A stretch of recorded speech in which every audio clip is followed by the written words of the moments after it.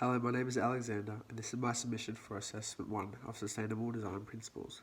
The two buildings that I will be analysing are G09 and G16. G09 is a one-storey building with a neighbours rating of 4.5 stars, whereas G16 is a newer building with 4 stories and a 6-star neighbours rating.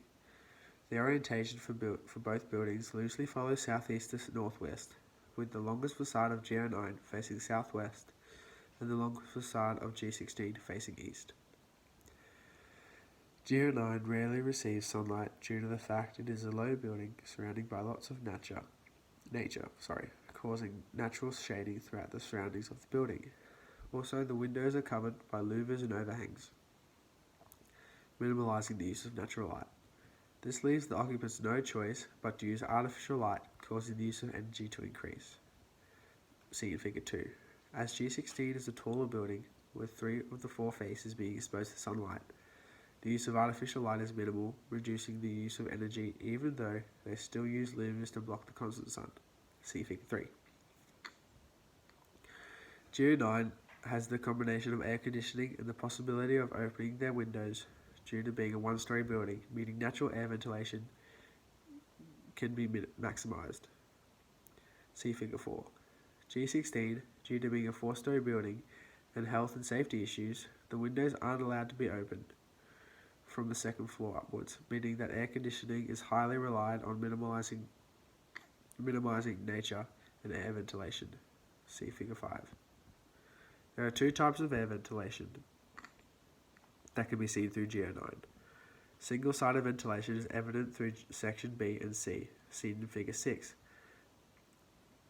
But this type of air ventilation is not very effective due to the needs of wind, which is minimal because the building is covered on all 4 sides from other buildings and nature.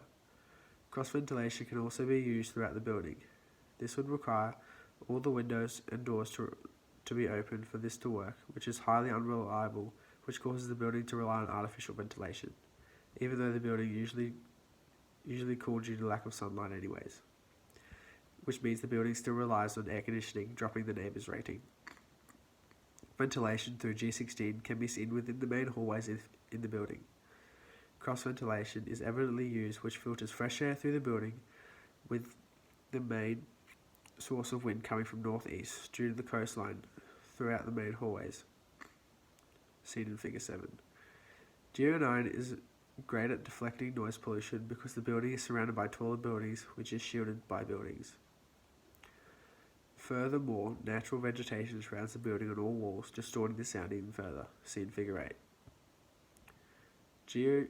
G16, on the other hand, is surrounded by the Gold Coast Highway on the south side of the building, Osland Avenue on the west side, several main roads in Gold Coast, which creates heavy noise pollution.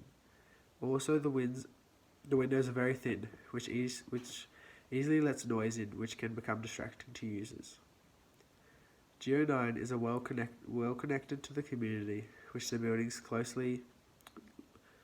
building closely located to the light rail, bus stop, and a 5-minute walk to supermarkets and commercial areas.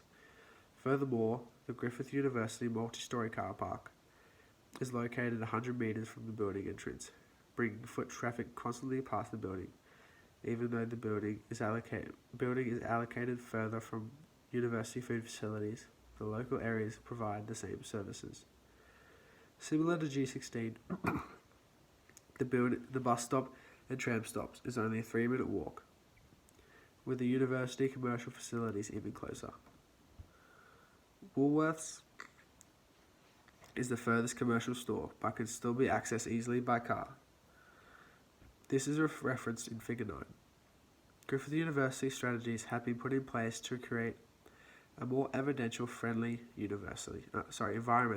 university. From 2017 to 2020, Griffith University put forth the idea of having green energy. Examples of this is placing 4 Tesla electricity parks around campus. The second strategy, which is the current one, is making sure Griffith University hits a top 200 in the world for sustainable goals, currently being achieved with building designs and increasing sustainability. Both of these goals support their main achievement of having 0 carbon emissions by 2050. Thank you for listening, like and subscribe.